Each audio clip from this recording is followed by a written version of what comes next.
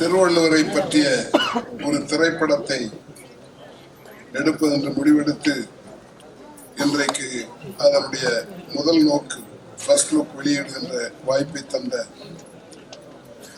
நம்முடைய இயக்குனர் திரு பாலகிருஷ்ணன் அவர்களே, இந்த அருமையான விழாவிலே கலந்து கொண்டு முன்னிலை வைக்கின்ற டாக்டர் வி.ஜி. சந்தோஷம் அவர்களே, தலைமை விருந்தினர் தமிழ் மாநில காங்கிரஸ் தலைவர் நாடாளுமன்ற உறுப்பினர் திரு ஜி.கே. வாசன் அவர்களே,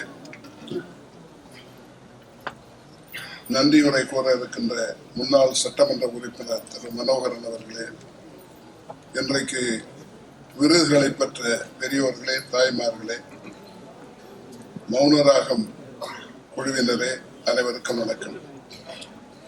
தமிழ்நாட்டில் இதுவரை யாரும் நினைத்து பார்க்க முடியாத ஒன்றை திரு பாலகிருஷ்ணன் அவர்கள் துவங்கி இருக்கிறார். நிச்சயமாக அது வெற்றி பெற வேண்டும் என்று நான் விரும்புகின்றேன். அனைவரும் அதற்கு உதவியாக இருக்க வேண்டும். வள்ளுவன் தன்னை உலகனுக்கே தந்து வான்புகழ் பெற்ற தமிழ்நாடு என்று பாரதியார் பாடினார். அப்படி தமிழுக்கும் தமிழர்களுக்கும் பெருமை சேர்த்தவர் திருவள்ளுவர். ஒன்றை உங்களுக்கு நினைவுபடுத்த விரும்புகிறேன்.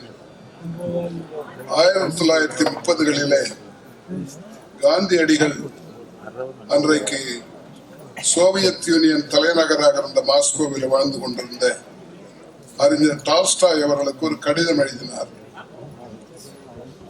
தான் நடத்துகின்ற போராட்டத்தை பற்றி, இந்தியாவில் நடக்கின்ற போராட்டத்தை பற்றி விவரித்து, எப்படி நான் வயலண்ட் அஜிடேஷன், எதிரியை துன்புறுத்தாமல் நடத்துகின்ற போராட்டம், அகிம்சை போராட்டத்தை பற்றி கடிதம் எழுதி அவருடைய கருத்தை, விருப்பத்தை கேட்க விரும்பினார் காந்தியடிகள். டால்ஸ்டாய் திரும்ப அதற்கு பதில் கடிதம் எழுதினார்கள்.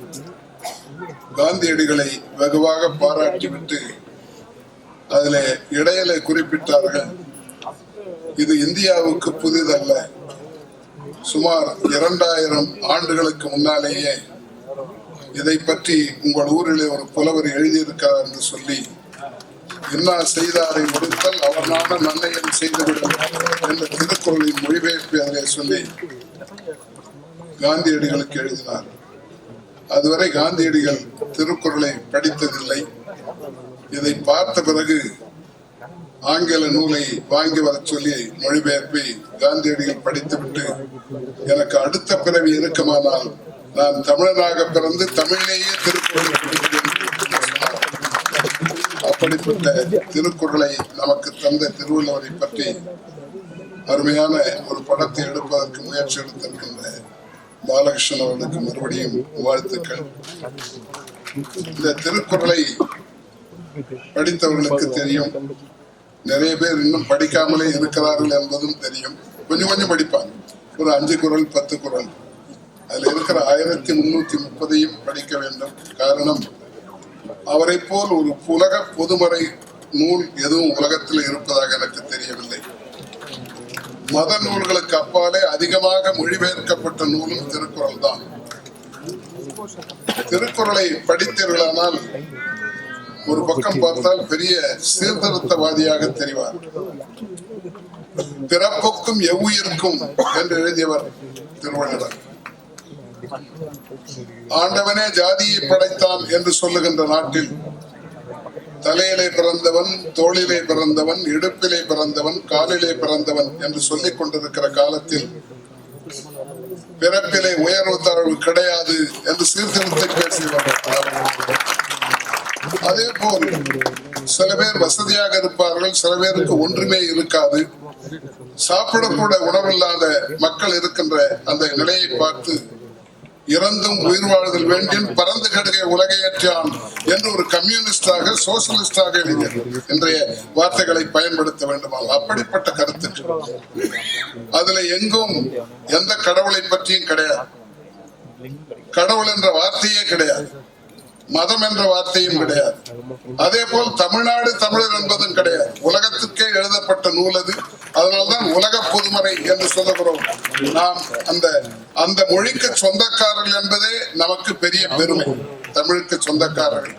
திருவள்ளுவர் நம்மோடு பிறந்தவர், நம்மோடு வாழ்ந்தவர் என்பதே நமக்கு பெருமை. அப்படிப்பட்டவரை உலகெங்கும் கொண்டு சேர்ப்பதற்கு, அதுவும் இன்றைக்கு சொன்னதை போல எல்லா மொழிகளிலும் அதை மொழிபெயர்த்து அனுப்பப்படும் என்று திரு பாலகிருஷ்ணன் அவர்கள் சொன்னார்கள். மிகுந்த வரவேற்கத்தக்க ஒன்று. உலகெங்கும் இருக்கிற தமிழர்கள் 160 நாடுகளில் தமிழர்கள் வாழ்ந்து கொண்டிருக்கிறார்கள்.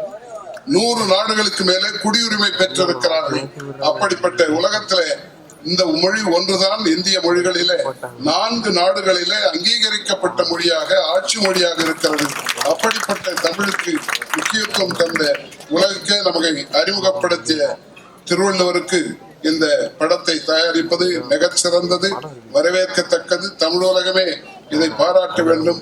நாம் முடிந்தவரை எல்லோரும் அவருக்கு உதவி செய்ய வேண்டும் என்று கேட்டுக்கொண்டு அருமையான வாய்ப்பை தந்த பாலகிருஷ்ணன் அவர்களுக்கு நன்றியை கூறி முடிக்கின்றேன்.